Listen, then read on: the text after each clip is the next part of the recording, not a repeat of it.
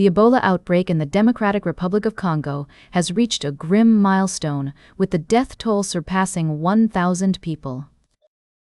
According to official figures, there have been 2,536 cases of Ebola and 1,033 deaths since the epidemic was declared on May 15. The situation on the ground is dire, with fragile hospitals overwhelmed and health responders struggling to catch up to the scale of the epidemic. The World Health Organization has warned that the outbreak is spreading at the fastest rate on record, with the number of cases doubling in just 2 months. This is a significant concern, as the previous outbreak in 2018 to 2019 took 10 months to reach 2,000 confirmed cases.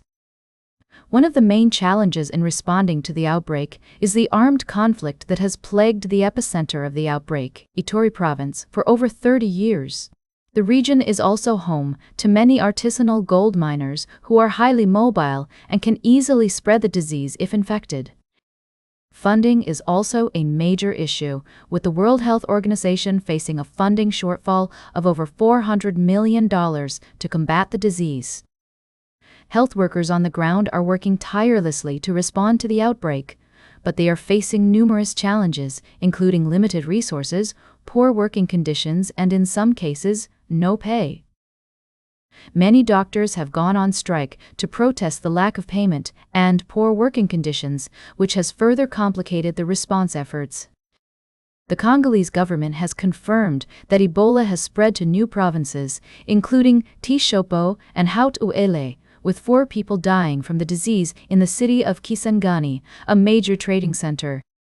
This raises concerns about the potential for further spread of the disease, especially given the direct links between Kisangani and Congo's capital, Kinshasa.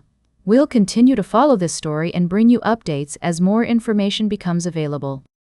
For now, it's clear that the situation in the Democratic Republic of Congo is critical, and urgent action is needed to contain the outbreak and prevent further loss of life.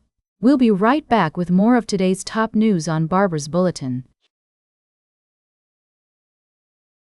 Welcome back to Barbara's Bulletin. We're diving into the escalating tensions in the Middle East, where a complex web of conflicts is unfolding. The U.S. has launched its 12th consecutive night of strikes on Iran, targeting military capabilities and infrastructure. This comes after Iranian-backed Houthis in Yemen announced a maritime embargo against Saudi Arabia, claiming to have attacked 2 Saudi oil tankers in the Red Sea. The situation is increasingly volatile, with multiple players involved and competing interests at stake. The U.S. has threatened to destroy Iranian bridges or power plants if Iran attacks ships in the Strait of Hormuz, while Iran's foreign minister has warned of an eye-for-an-eye response. Meanwhile, the Houthis are disrupting shipping lanes in the Red Sea, forcing several oil tankers to turn back. It's essential to consider the various perspectives and motivations behind these actions.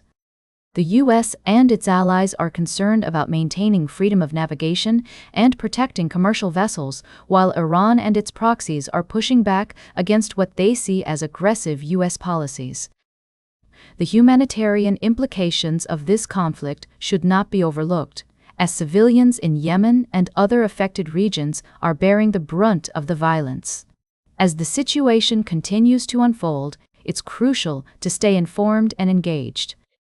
We'll keep monitoring developments and providing updates as more information becomes available. For now, it's clear that the Middle East remains a highly volatile region, with far-reaching consequences for global stability and security. Good afternoon, and welcome back to Barbara's Bulletin. As we close out today's show, I want to bring to your attention a significant development in the realm of international justice. The International Criminal Court, or ICC, has dropped its case against a Sudanese rebel accused of war crimes in Darfur nearly 20 years ago. Abdallah Benda faced 3 counts related to his alleged involvement in a deadly attack on African Union peacekeepers in northern Darfur back in 2007. Now, The decision by ICC judges to drop the charges comes after prosecutors stated that they could no longer prove their case at trial due to several setbacks, including key witnesses whose credibility has been questioned and new testimony that could potentially clear Banda. This move is notable not just because of the gravity of the alleged crimes, but also because it underscores the challenges faced by the ICC in pursuing justice for victims of war crimes and genocide. The Darfur conflict, which began over 2 decades ago, has resulted in hundreds of thousands of deaths and millions displaced. The ICC's involvement has been crucial in holding those responsible accountable.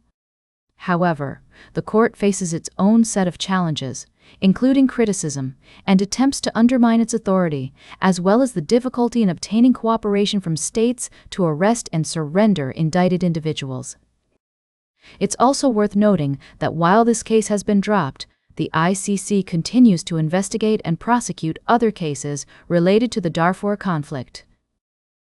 Just last year, a Janjaweed leader was convicted and sentenced to 20 years imprisonment for war crimes and crimes against humanity committed in Darfur. As we reflect on these developments, it's clear that the pursuit of international justice is complex and often fraught with challenges. Yet, it remains a vital component of our global efforts to promote accountability, protect human rights, and prevent future atrocities. That's all for today's Barber's Bulletin. Remember to like, share, and subscribe, and until next time, stay engaged.